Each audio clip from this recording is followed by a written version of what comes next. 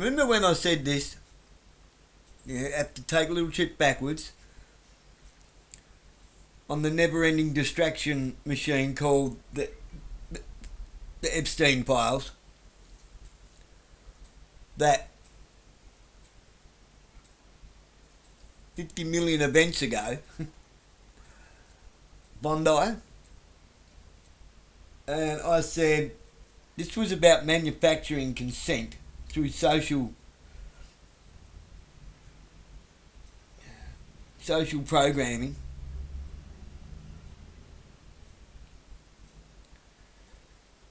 Through social events, through social manipulation, it's manufacturing consent to put boots on the ground in Iran. Who remembers that? You remember that? Remember when I said that we were being socially coerced in a PSYOP, false flag operation, to manufacture consent to put boots on Iran?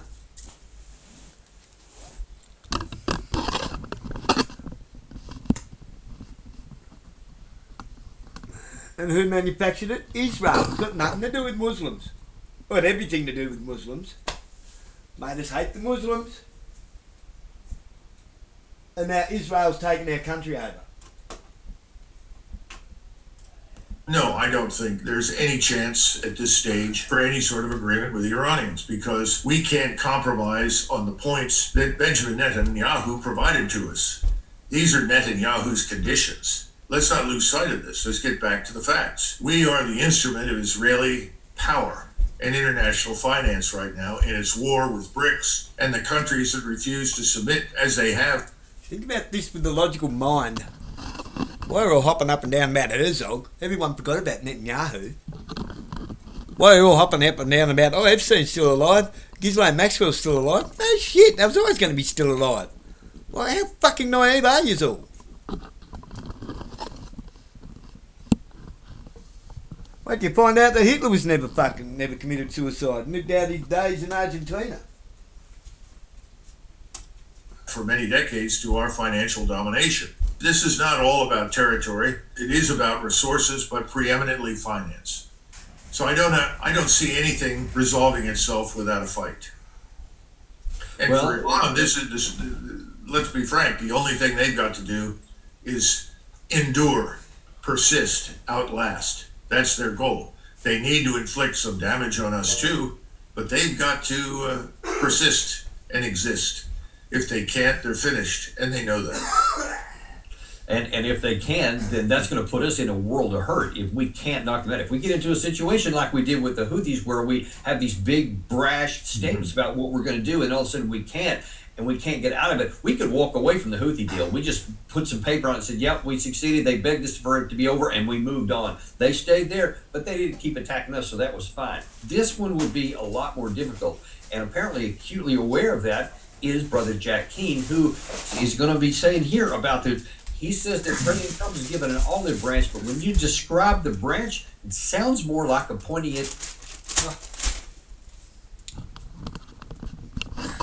Everyone keeps forgetting about Pakistan, who have got Iran's back. The country was destabilised by the West. The country was destabilised on purpose, and Imran Khan thrown in jail, and everything that he owned was burnt to the ground. Oh yeah, they got an axe to grind. With a spear. Negotiations are underway. President Trump, sticking to his pattern here, has offered a diplomatic olive branch to them, as he did prior to the 12-day war, and he gave them 60 days. On the 61st day, Israel attacked Iran, and then we participated in that operation to end that war. And he did the same thing with Maduro. Offered him an olive branch, actually offered him a ride out of Venezuela with some degree of immunity, and refused to take it, and we all saw what happened to him. But here we are looking at this again. And the Iranians, I think, true to form, will not negotiate on really enrichment. So our audience understands there are someplace north of 60% enriched uranium. You only need 3 to 5 for civil nuclear power. And it's unlikely they will go down to that level. And listen, the Iranians are such diabolical, pathological liars that they don't even admit that they're in pursuit of a nuclear weapon.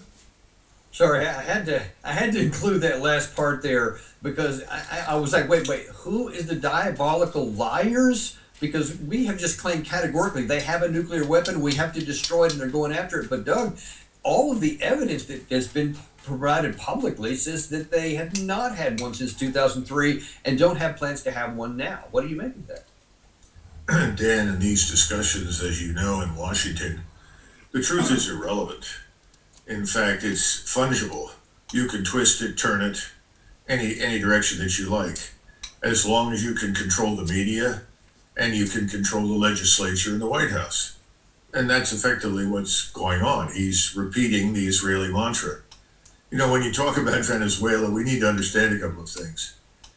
We snatched Maduro and his wife because we went in on the ground and paid off a lot of people. And yes, Delta did a brilliant job. Delta, along with the Ranger Regiment, these are exceptionally good troops, and they have a lot of technology. It came off well, and I'm very happy about that. But we don't control anything on the ground in Venezuela. The people in that country aren't paying any attention to us. That's certainly true for the current government. They may get on the phone and tell you, yes, that's wonderful, and listen to whatever Secretary Rubio, you know, the aspiring viceroy of Latin America, wants to tell them. But they could care less. They're going to do whatever they damn well want to do, and there's nothing we can do about it. Yeah, we can stand offshore and we can capture any oil tankers that come out, but eventually they know we'll give up and go away. In fact, one could argue that that's happened to some extent, because we've had to pull the battle group out. We've replaced them with a few ships. But the truth is that this is an illusion. But illusions are powerful. That's something that President Trump, as a reality TV star, understands very, very well. Everybody in Washington likes that. So we have the illusion of power and success in Venezuela. It's nothing to do with Iran. Iran is a civilizational state, a nation that has existed for 2,000 plus years. This is not going to roll over and play dead for us. This isn't going to be easy. And then finally, we have to take into consideration something else that General Jack Keane has routinely dismissed out of hand as irrelevant. The Russians and the Chinese are not walking away. They have a vested interest in the survival of the Iranian state. They will watch and they will see what happens.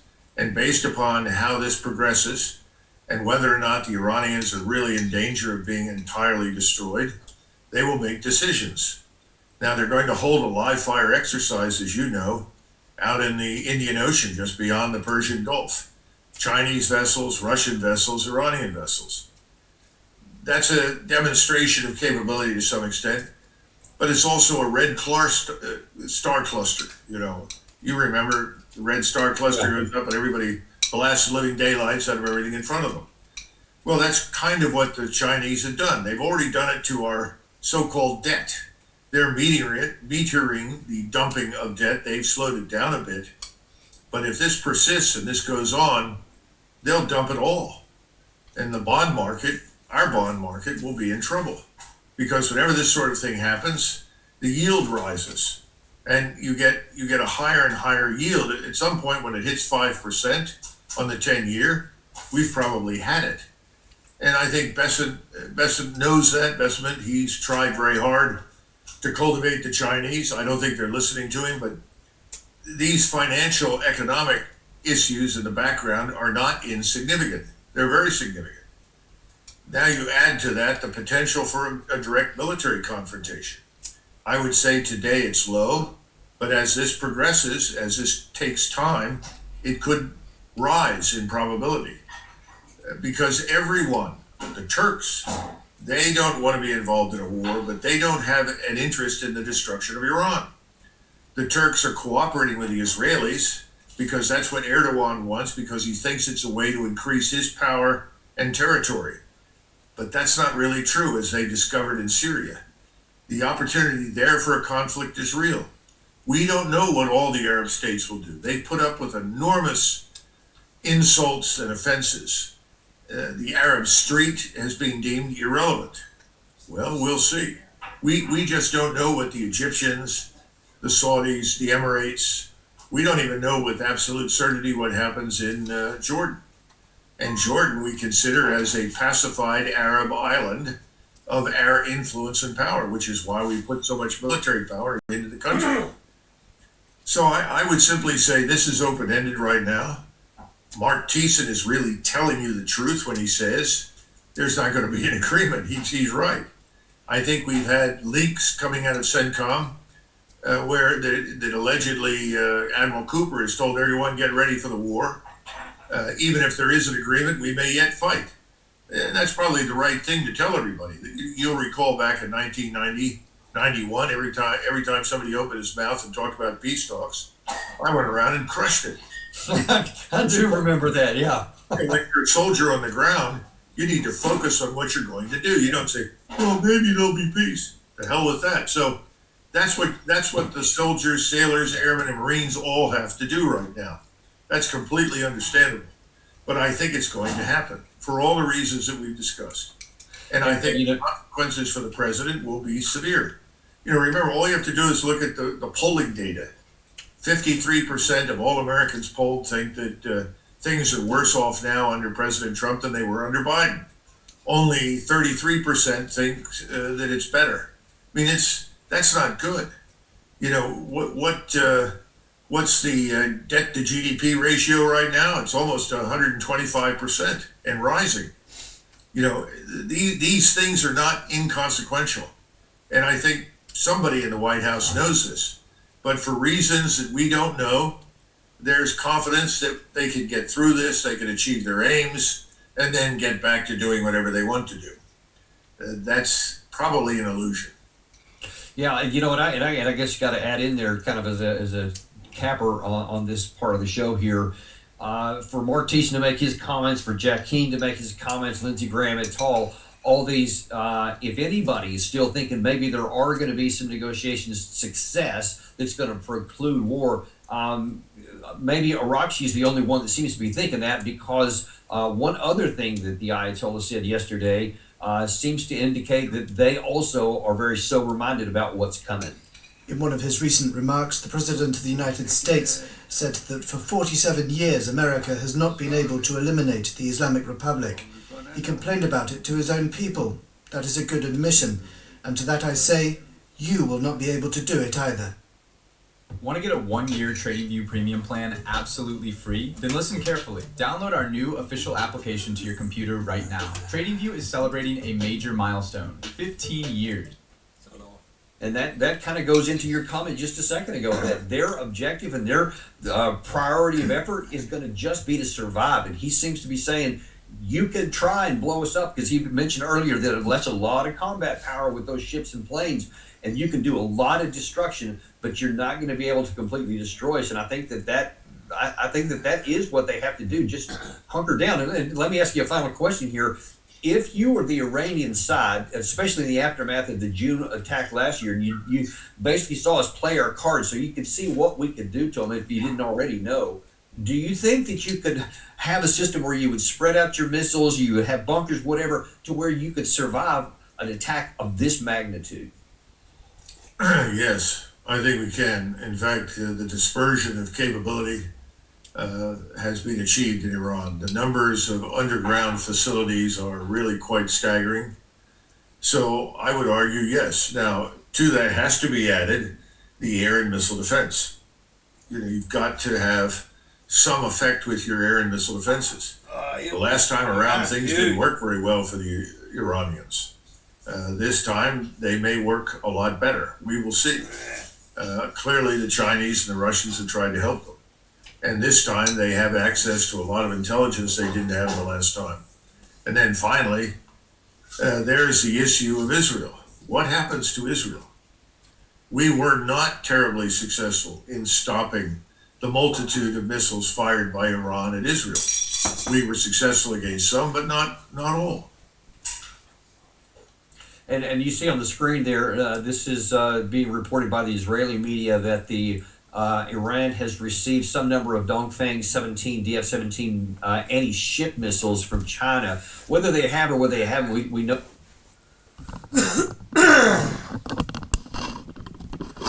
Israel has spent decades, well, longer than decades, infiltrating Western governments. Look at our government. All running around one of them in their fucking head.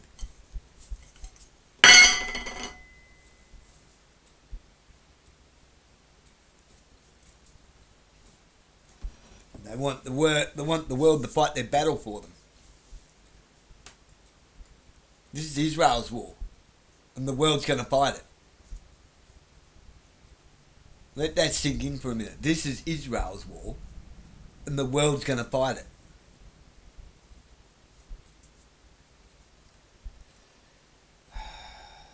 Didn't the world go to war over them bastards once before?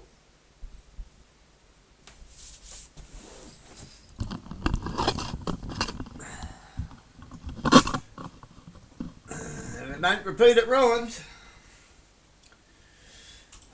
They have a lot of anti-ship missiles of their own. Let me just ask you a final question here.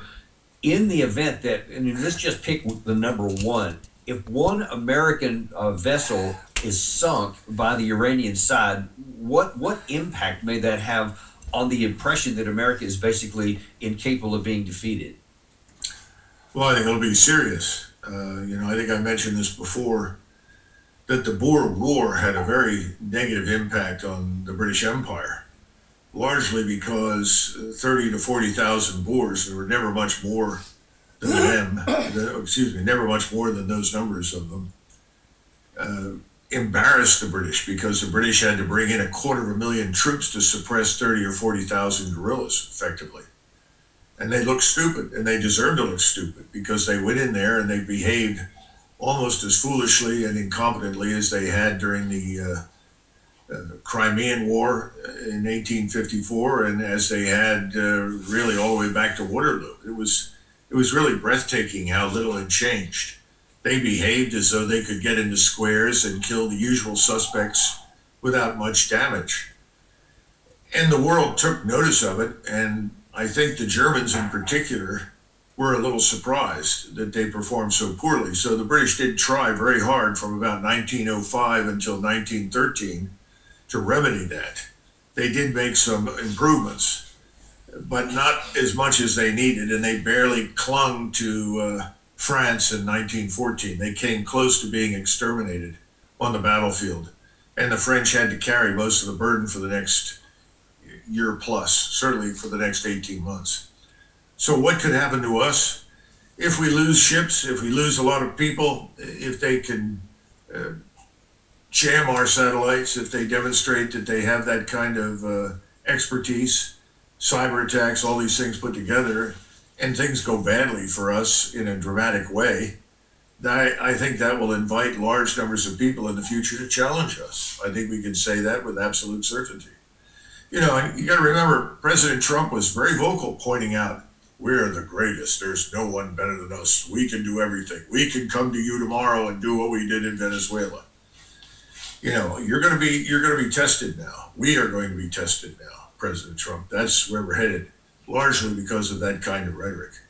My greatest concern is this thing drags on, and the temptation to turn to the use of a tactical nuclear weapon becomes real.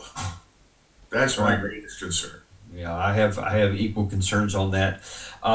In the amount of time we have left, I want to shift gears a little bit back to the Russia-Ukraine war. I don't want to leave that one off, because there also are some talks on schedule for that. Also in Geneva tomorrow, there is a scheduled trilateral meeting with the United States, Ukraine, and Russia to try and figure out if there's any room for negotiations, if anything has changed there. Now, based on some comments recently by Sergei Lavrov and Volodymyr Zelensky, doesn't seem like we're any further down the road than we were in Alaska last year. You can comment on that.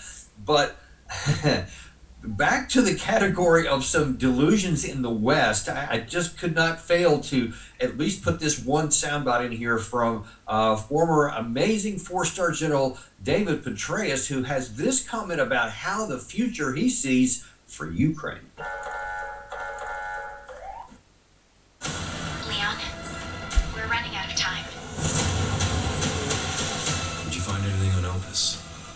This is Ukraine's greatest generation. It's very similar to the American greatest generation. But I think when the cessation of hostilities begins, we're going to see Ukraine as the greatest military industrial complex in the Western world. And they're going to build a new country with new economy, not the old extractive economies of the past.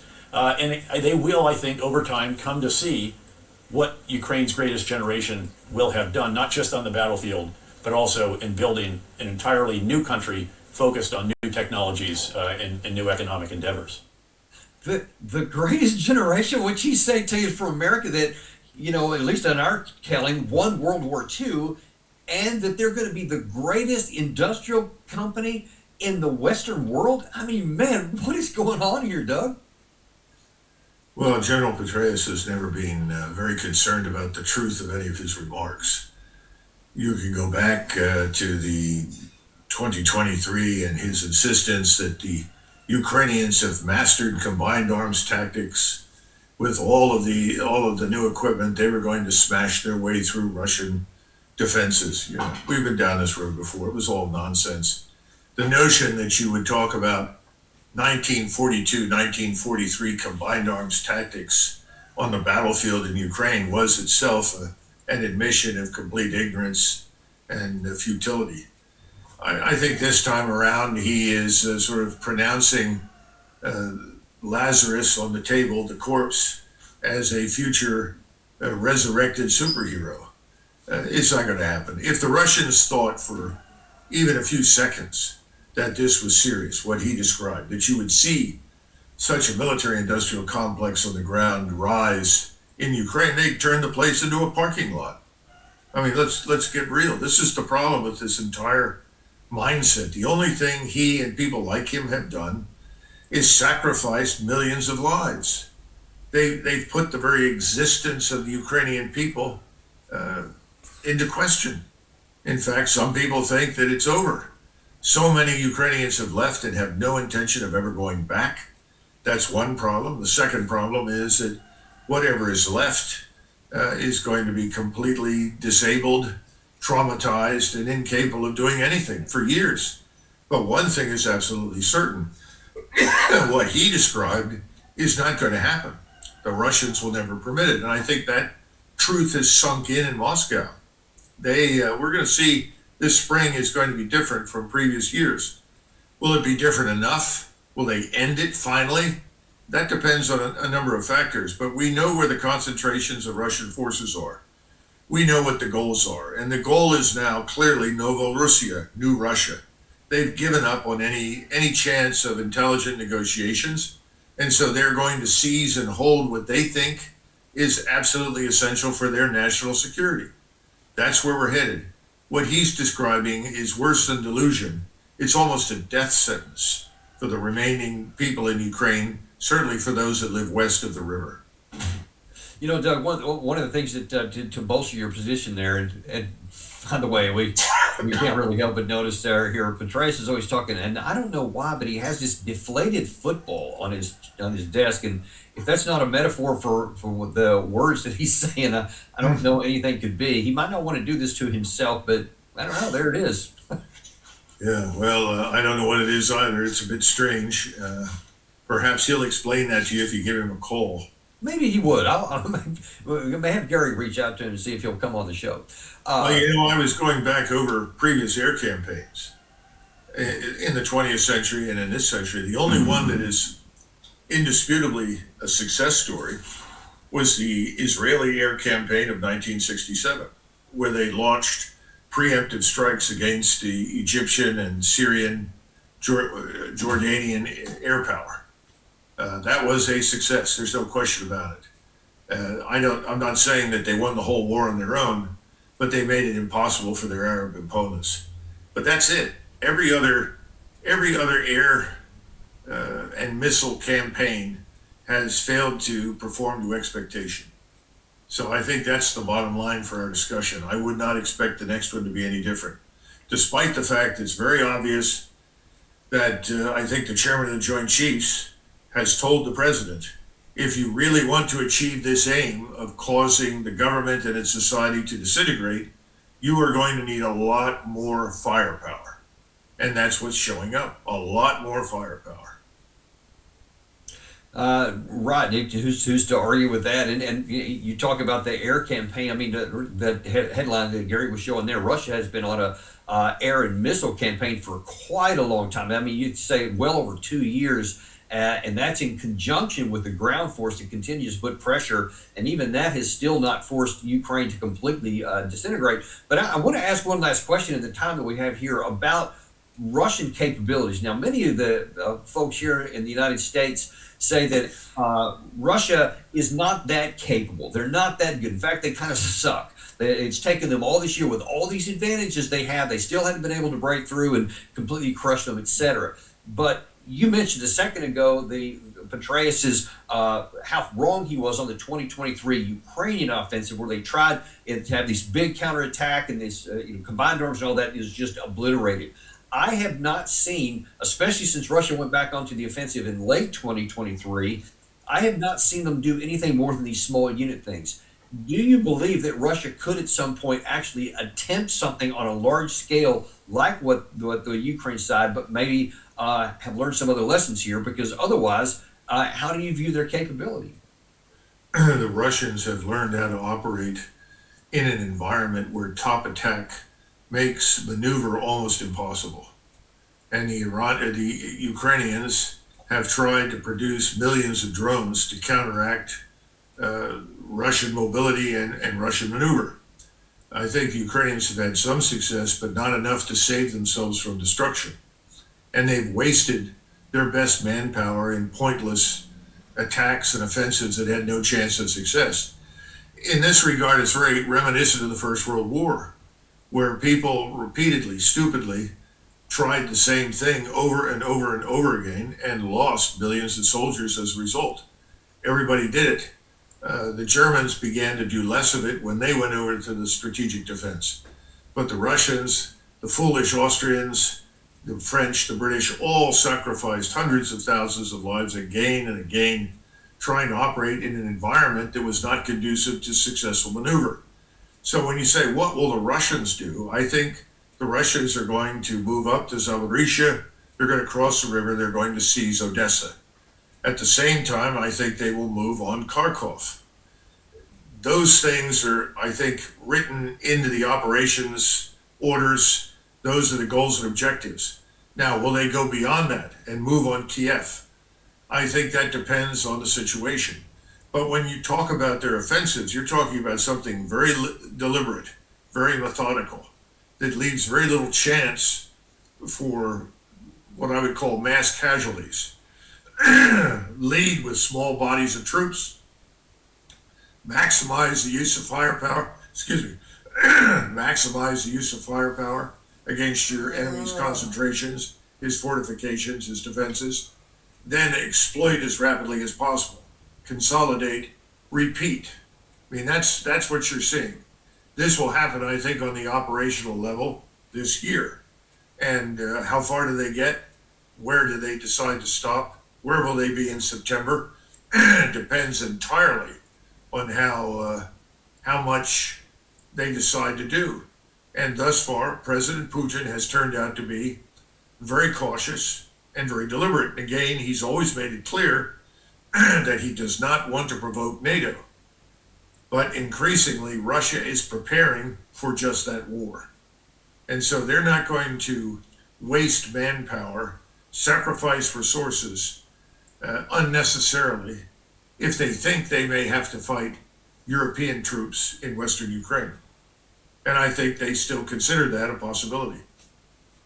Well, let's hope that stays merely a possibility and doesn't turn into reality, because then you have the possibility of nuclear weapons being used there as well, and that it means everyone will lose. Let's hope common sense comes to that. Thank you so much for coming on today, though, Doug. I really appreciate this crystal clarity on both these two subjects, things that are very much at the forefront of what's happening in the Western world, and we appreciate it. Thank you, Dan. Bye-bye. And we appreciate you guys, too. Be sure and like and subscribe if you haven't, and we'll look forward to seeing you later this afternoon on the Daniel Davis Deep Dive. You know, I don't try to talk you into buying gold or tell you how to run your stock portfolio, but there is a way you can help us. Subscribe, hit that like button, and share this with somebody you love.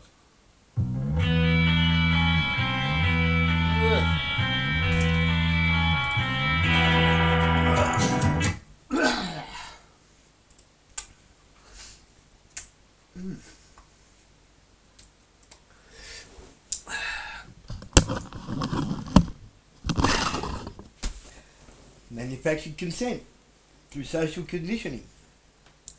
What did I tell you? We're going to Iran.